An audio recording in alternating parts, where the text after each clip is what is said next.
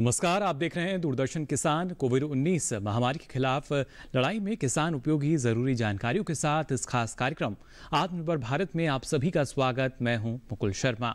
आइए देखते हैं क्या है नया आज के कार्यक्रम में। अंतर्राष्ट्रीय पोषक अनाज वर्ष की तैयारियों में जुटी सरकार। 2023 में भारत की अगुवाई में मनाया जाएगा पोषक अनाज वर्ष। किसानों के हित के लिए प्रधानमंत्री फसल बीमा योजना।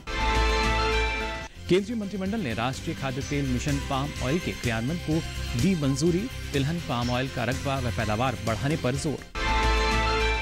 और आइए अब समाचार देखते हैं विस्तार से। 2023 का साल पूरी दुनिया में अंतर्राष्ट्रीय पोषक अनाज वर्ष के रूप में मनाया जाएगा। इसकी अगुवाई भारत करेगा।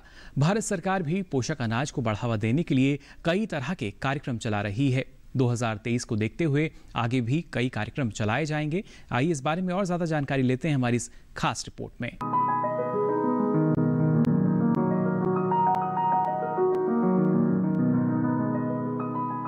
अच्छी सेहत के लिए अच्छा भोजन जरूरी है। दुनिया भर में कुपोषण की समस्या का बड़ा कारण पोषण युक्त भोजन की कमी है।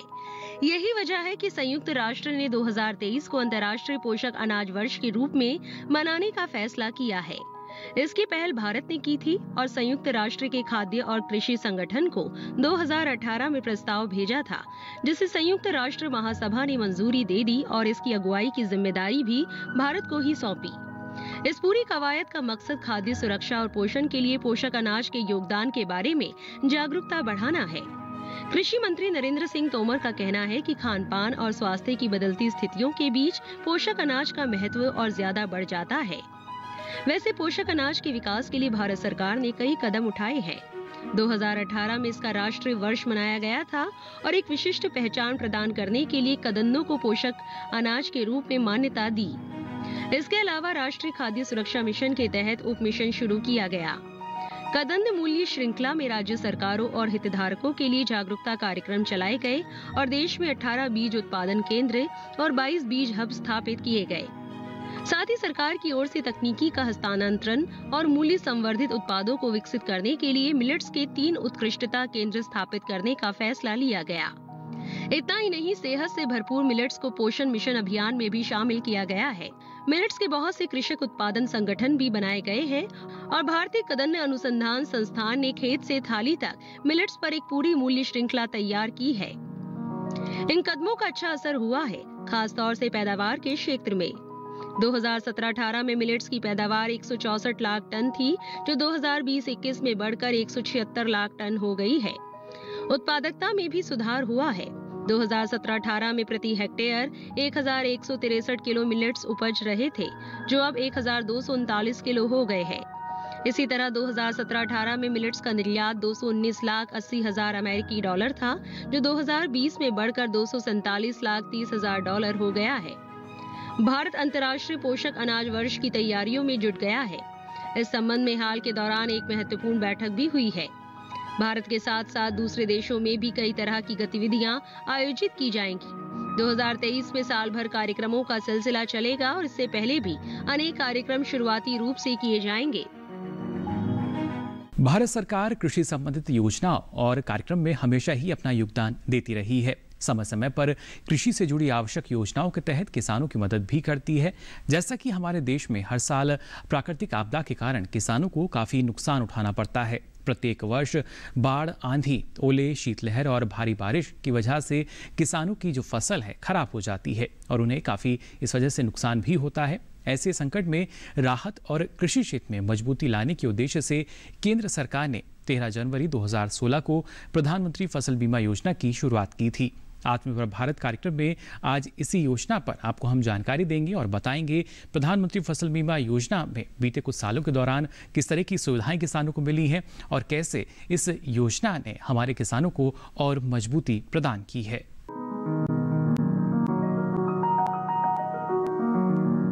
प्रधानमंत्री फसल बीमा योजना का मुख्य उद्देश्य कृषि के क्षेत्र में ऋण की उपलब्धता सुनिश्चित करना है। इस योजना के तहत प्राकृतिक आपदा, कीड़े और रोग की वजह से सरकार द्वारा अधिसूचित फसल में से किसी नुकसान की स्थिति में किसानों को फसल बीमा और वित्तीय सहायता देना मुख्य काम है। इसके अलावा किसानों की खेती में रुचि बनाए रखने के प्रयास एवं उन्हें स्थायी आमदनी उपलब्ध कराना भी इस योजना का उद्देश्य है। कृषि के क्षेत्र में दिनों दिन हो रहे बदलाव और नई आधुनिक पद्धतियों को अपनाने के लिए प्रोत्साहित करना भी इस योजना का एक उद्देश्य है। इस योजना के अंतर्गत प्राकृतिक आपदाओं के कारण खराब हुई फसल के मामले में बीमा प्रीमियम को बहुत कम रखा गया है। किसानों को खरीफ की फसल के लिए 2% प्रीमियम और रबी की फसल के लिए 1.5% प्रीमियम का भुगतान करना पड़ता है। इस योजना का लाभ उठाने के लिए कुछ किसान कुछ विशेष बातों का ख्याल रखें, जैसे फसल की बुआई के 10 दिनों के अंदर प्रधानमंत्री फसल बीमा योजना का फॉर्म भरना जरूरी होता है। फसल काटने से 14 दिनों के बीच अगर आपकी फसल को प्राकृतिक आपदा के कारण नुकसान होता है, तब भी आप बीमा योजना का लाभ उठा सकते हैं। बीमा की रकम का लाभ तभी मिलेगा जब आपकी फसल किसी प्राकृतिक आपदा की वजह से ही खराब हुई हो। किसान प्रधानमंत्री फसल बीमा योजना के लिए ऑफलाइन और ऑनलाइन दोनों तरीके से फॉर्म भरे जा सकते हैं। अधिक जानकारी के लिए किसान नजदीकी बैंक की शाखा में जाकर फसल बीमा योजना का फॉर्म भर सकते हैं और इस योजना से जुड़ा लाभ उठा सकते हैं। किसानों के हित के लिए केंद्र सरकार द्वारा नित्य नए नियम और योजनाएं बनाई जा रही है। ऐसे में वर्ष 2016 में प्रधानमंत्री फसल बीमा योजना भी सरकार द्वारा चलाई जाने वाली योजना है, जिससे किसानों की सहूलियत और बेहतर विकास होने में मदद मिल सके। बीते सालों में इस योजना का लाभ उठा किसानों ने और भी मजबूती के साथ कृषि में अपना योगदान दे सफलता हासिल की है। इस योजना का उपयोग कर भारत के लगभग हर प्रदेश के किसान काफी हद तक लाभान्वित हुए हैं। साथ ही साथ अपनी आय दोगुनी करने में भी इन्हें इस योजना के जरिए मदद मिली है। और इसके साथ ही आत्मनिर्भर भारत में यहाँ वक्त चला एक छोटे से ब्रेक का। जल्द हाजिर होंगे, आप बने रहिए दूरदर्शन किसान पर। कोरोना वायरस के खतरे से बचते हुए फसल की कटाई, बिक्री, खरीद, नई फसल की जुताई और बुआई सुरक्षित हो सकती है अगर हम लगातार हाथों को साबुन और साफ पानी से नियमित अंतराल पर धोते रहें। नाक, मुंह को मास्क, गमछे या कपड़े से ढक कर रखें। आंख, कान, नाक, मुंह न छुएं। आपस में 2 गज की दूरी बनाए रखें। मास्क और 2 गज की दूरी के मंत्र को अभी हमें छोड़ना नहीं है। फसलों की बुवाई एवं कटाई करते समय आपस में कम से कम 2 गज की दूरी बनाए रखें। फसल की कटाई करने के बाद छोटे छोटे ढेरों में इकट्ठा करें। कृषि के औजारों की समय समय पर सफाई करें। एक दूसरे के साथ औजारों की अदला बदली न करें। श्रमिकों के शौचालयों और हाथ धोने की जगह की ठीक से सफाई जरूरी है। बुआई, कटाई एवं मड़ाई के दौरान इस बात का ध्यान रखें कि इन स्थानों के आसपास कोई थूके नहीं। कंबाइन, हार्वेस्टर, थ्रेशर, जुताई और बुआई की मशीनों को इस्तेमाल से पहले साफ करें। मशीनों के इस्तेमाल से पहले और इस्तेमाल के बाद हाथ साबुन से साफ करें। वाहनों, बोरियों, थैलियों और पैकिंग के दूसरे सामान की साफ सफाई पर भी खास ध्यान दें। खरीद केंद्र पर आने से पहले किसानों एवं श्रमिकों की जांच। खरीद केंद्रों पर भीड़ न लगाएं एवं किसानों को बारी बारी से बुलाएं। गोदामों पर खरीदी हुई फसल को लेने में शीघ्रता करें ताकि किसानों एवं श्रमिकों को रुकना ना पड़े। कोरोना के खतरे से बचाव और अधिक जानकारी के लिए आरोग्य सेतु ऐप डाउनलोड करें। देश में खाद्य सुरक्षा के ये सिपाही भोजन की निरंतर उपलब्धता को सुनिश्चित करते हैं। किसान स्वस्थ रहें, तभी हम कोरोना वायरस से जीत पाएंगे, आगे बढ़ पाएंगे। किसान सबल, देश प्रबल। ब्रेक के बाद आप सभी का एक बार फिर स्वागत हमारे खास कार्यक्रम आत्मनिर्भर भारत में। सरकार की हमेशा से यही कोशिश रही है कि देश के किसानों की आय दोगुनी हो और वे दिनों दिन तरक्की कर सकें। ऐसे में सरकार विभिन्न प्रकार की योजनाएं बनाती रही है।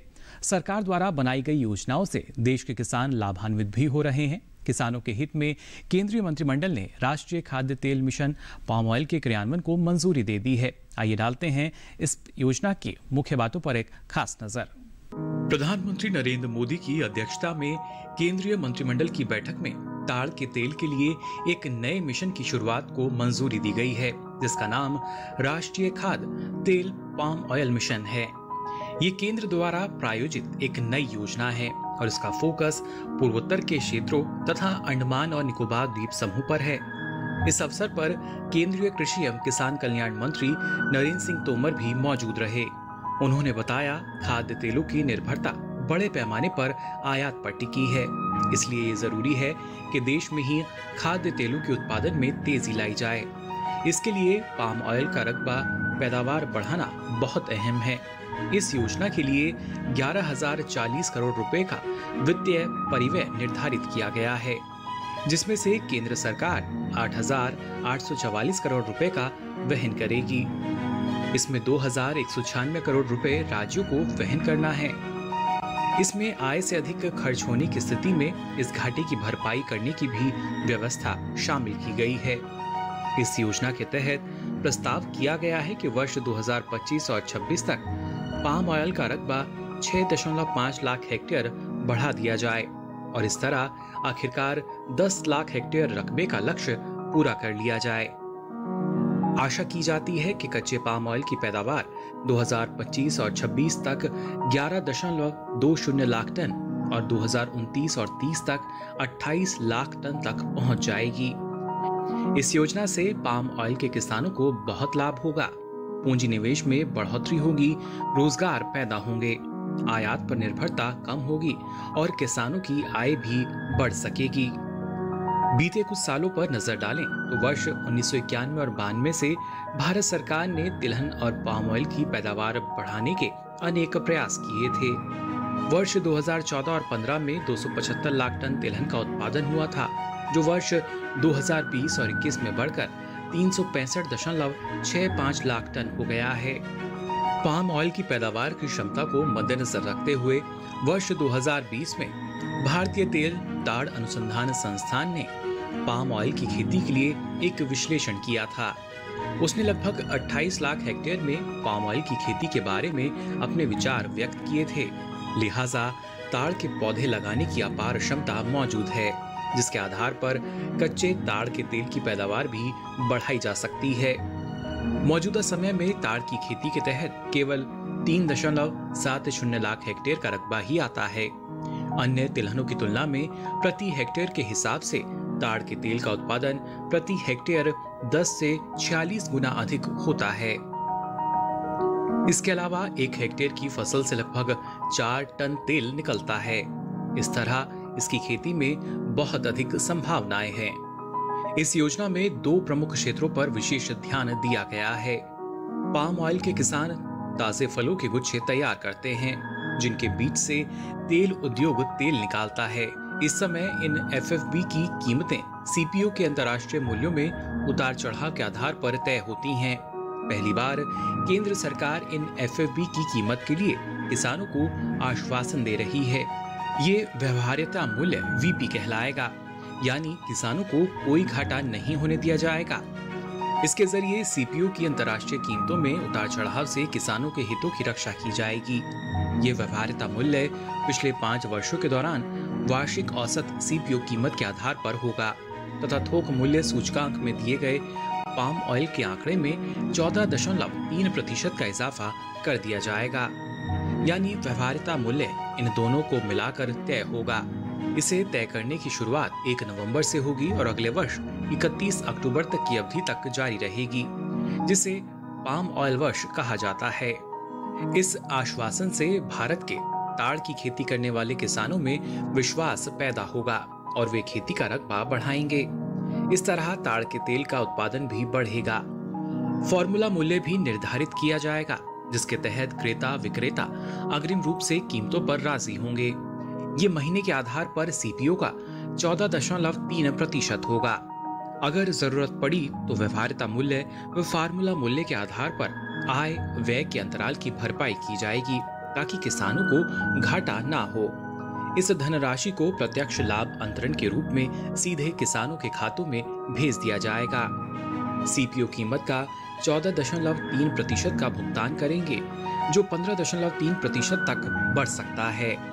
पूर्वोत्तर और अंडमान में इस संबंध में तेजी लाने के लिए केंद्र सरकार सीपीओ की 2% लागत अतिरिक्त रूप से वहन करेगी, ताकि यहाँ के किसानों को देश के अन्य स्थानों के किसानों के बराबर भुगतान सुनिश्चित हो सके।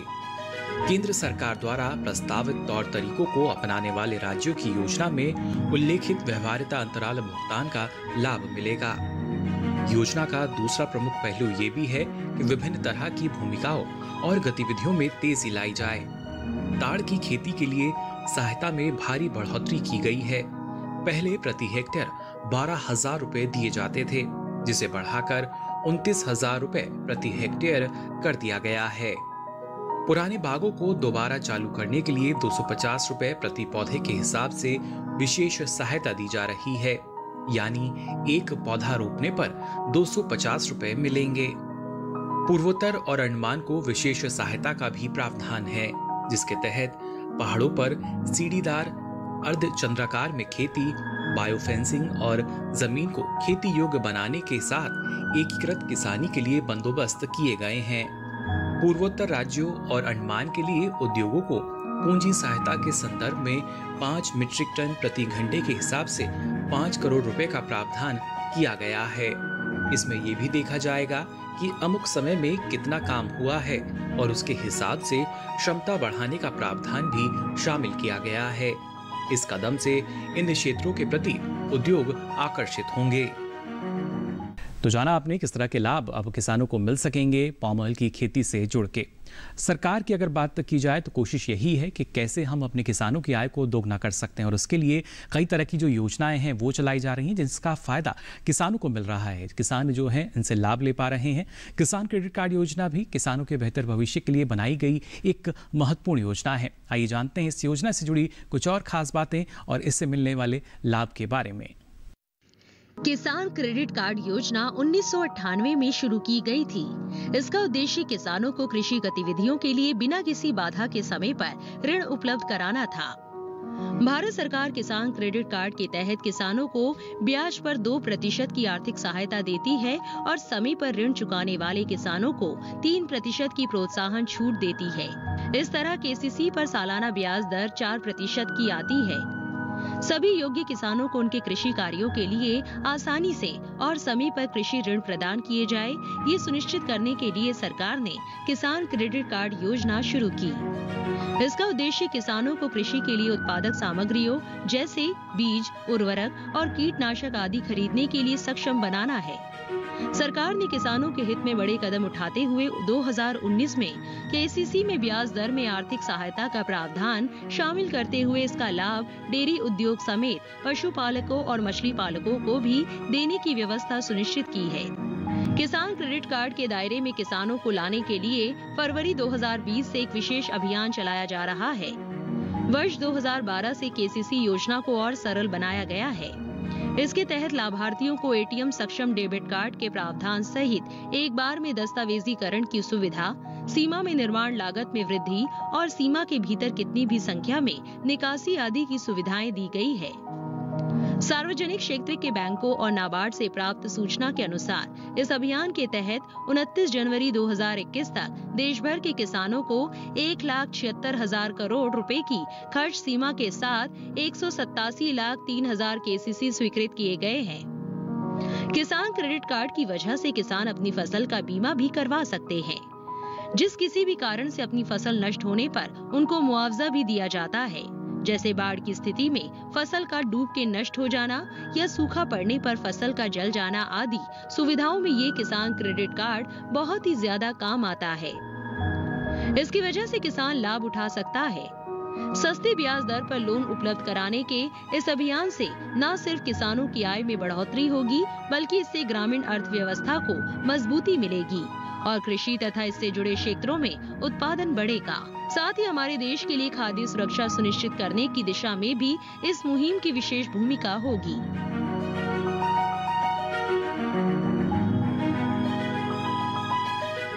इसी के साथ ही यहाँ वक्त हो चला एक और छोटे से ब्रेक का। जल्द हाजिर होंगे, आप बने रहिए दूरदर्शन किसान पर।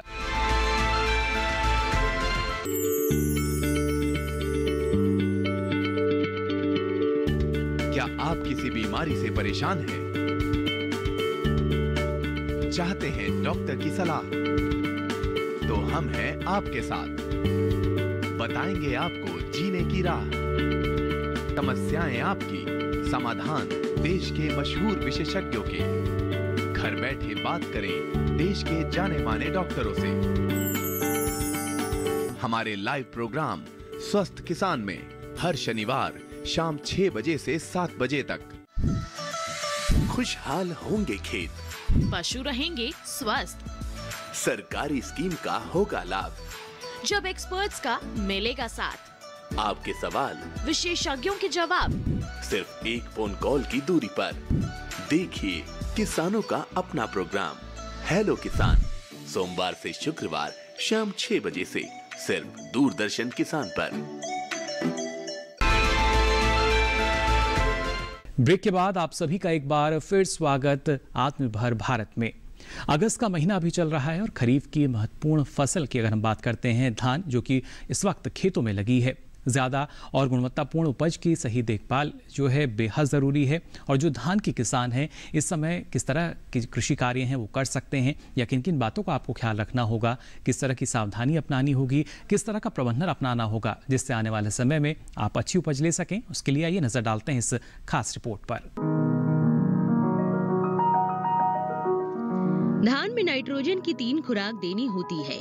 बची हुई 2 खुराकों में से एक कल्ले निकलते वक्त और दूसरी फूल आते समय देनी है।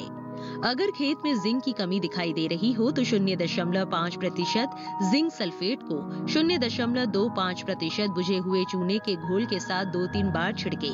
हर छिड़काव के बीच 15 से 20 दिनों का फासला रखना है। जिन क्षेत्रों में धान की सीधी बुआई की जाती है, अगर वहां पौधों में लौह तत्व की कमी दिखाई दे रही हो तो 0.5% फेरस सल्फेट का घोल बनाकर 15 दिन के अंतराल पर 2 से 3 बार छिड़काव कर ले। दूसरी ओर खेतों की मजबूत मेड़बंदी करें ताकि बारिश का पानी खेत से बाहर ना निकले। पछेती धान में जिन जगहों पर पौधे मर गए हैं वहां उसी प्रजाति के नए पौधे दोबारा रोप ले और खेत में पानी का स्तर 3 से 4 सेंटीमीटर बनाए रखे। फसल से पूरी उपज प्राप्त करने के लिए खरपतवारों का समय से नियंत्रण बहुत जरूरी है। रुपाई के बाद 20 से 40 दिनों के अंदर खरपतवारों को नियंत्रित कर लेना चाहिए। बेहतर होगा कि खरपतवार प्रबंधन एकीकृत तरीके से हो। अगर खेत में उचित जल स्तर रहेगा तो बहुत कम खरपतवार पनपेंगे। समस्या ज्यादा आ रही हो तो कृषि वैज्ञानिक की सलाह से उचित दवा का इस्तेमाल करें। धान की फसल के लिए सही समय पर सिंचाई करना महत्वपूर्ण है। खासतौर से रुपाई के दौरान ब्यांत के समय, बाली निकलते हुए और दाना भरते समय 5 से 6 सेंटीमीटर पानी जरूर भरा रहना चाहिए। कटाई से 15 दिन पहले खेत से पानी निकालकर सिंचाई बंद कर देनी है। देर से रोपी गई धान में झुंका रोग की संभावना रहती है। इसके अलावा ब्लास्ट और बकानी रोग भी धान की बड़ी समस्या है। निदान के लिए कृषि वैज्ञानिकों से सलाह है। वहीं झुलसा रोग होने पर नाइट्रोजन की टॉप ड्रेसिंग रोग देनी चाहिए और पानी निकालकर स्ट्रेप्टोसाइक्लिन या कॉपर ऑक्सीक्लोराइड के 2 से 3 छिड़काव करें। फसल में अगर पत्ती लपेटक या तना छेदक या फिर फुदका कीट लग रहा है तो उसके नियंत्रण के लिए कार्टेप हाइड्रोक्लोराइड 50 SP का छिड़काव करना चाहिए। इसकी जगह कार्टेप हाइड्रोक्लोराइड 4G का बुरकाव भी किसान कर सकते हैं। तो जाना आपने धान की फसल में किस तरह का प्रबंधन हमारे किसान अपना सकते हैं। और किसानों के लिए एक और जो कार्य है काफ़ी महत्वपूर्ण है वो है अपने खेत की मिट्टी की जांच कराना। जितना कि हम महत्वपूर्ण मानते हैं कि जिस नई फसल का आप चयन करने जा रहे हैं उतना ही महत्वपूर्ण ये भी है। किसानों को अपने खेत से अच्छी पैदावार तभी हासिल हो सकती है जब वे अपने खेतों की मिट्टी की जाँच कराकर उसमें जो कमियाँ पाई जाती हैं उनको दूर कर सकें, उसमें सुधार करवा सकें। कृषि भूमि की उर्वरा क्षमता को किस प्रकार बढ़ाया जाए, इसके लिए सरकार किसानों को लगातार मदद मुहैया करा रही है। सरकार ने किसानों के खेतों की मृदा अगर परीक्षण की हम बात करते हैं, इस पहल के रूप में मृदा स्वास्थ्य कार्ड योजना की भी शुरुआत की। और इस योजना की अगर बात की जाए तो करीब कई अलग अलग चरणों में इसको शुरू किया गया था, जिसका फ़ायदा किसानों को मिला। अधिकतर जो किसान हैं उनके पास अब मिट्टी की जांच का जो प्रमाण पत्र है यानी मृदा स्वास्थ्य कार्ड जिसे कहते हैं अब उनके पास है और उसी के अनुसार वो अब अपने खेत में उर्वरक का इस्तेमाल भी करते हैं। इस योजना से और क्या लाभ किसानों को मिला है, आइए जान लेते हैं इस रिपोर्ट में।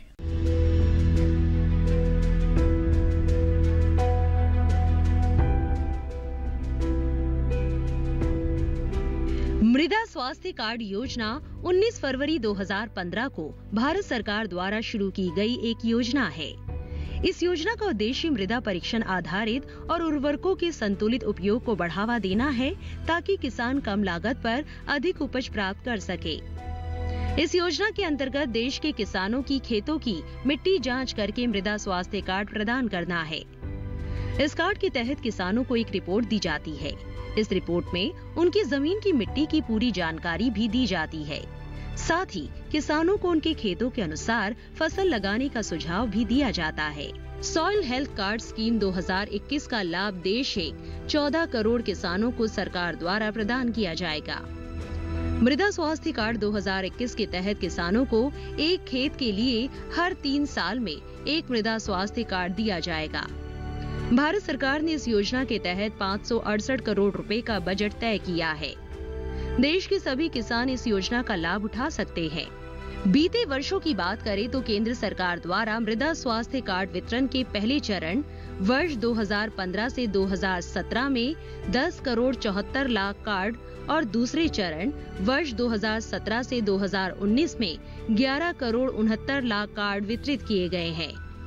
इन कार्डों की सहायता से किसान अपने खेतों की मृदा के बेहतर स्वास्थ्य और उर्वरता में सुधार के लिए पोषक तत्वों का उचित मात्रा में उपयोग करने के साथ ही मृदा की पोषक स्थिति की जानकारी प्राप्त कर रहे हैं।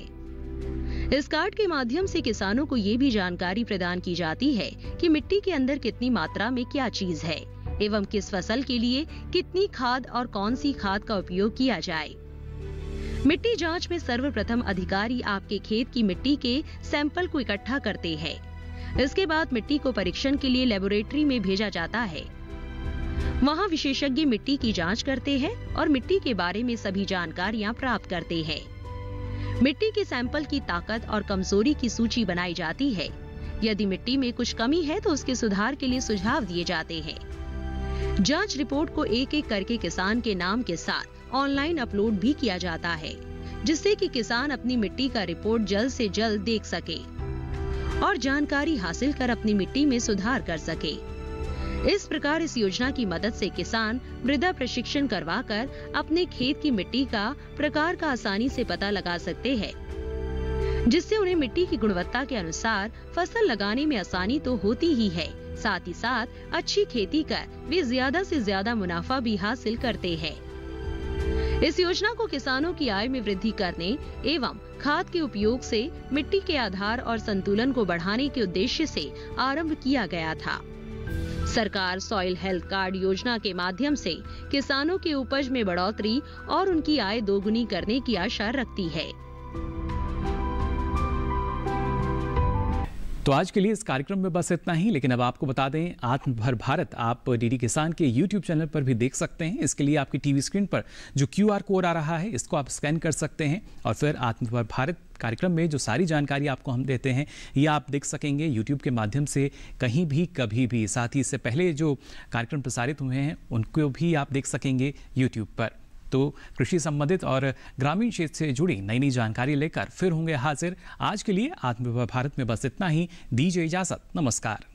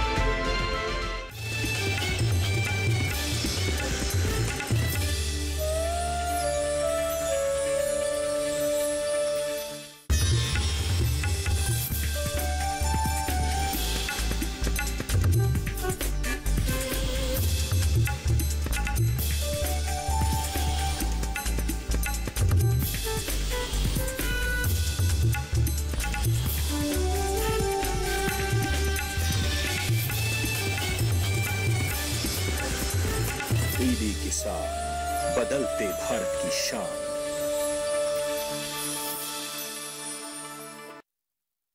मौसम खबर के सह प्रायोजक हैं रिलैक्सो, मजबूती बेमिसाल, और agriculture insurance company of India limited, संपन्न भारत की पहचान, बीमित फसल खुशहाल किसान।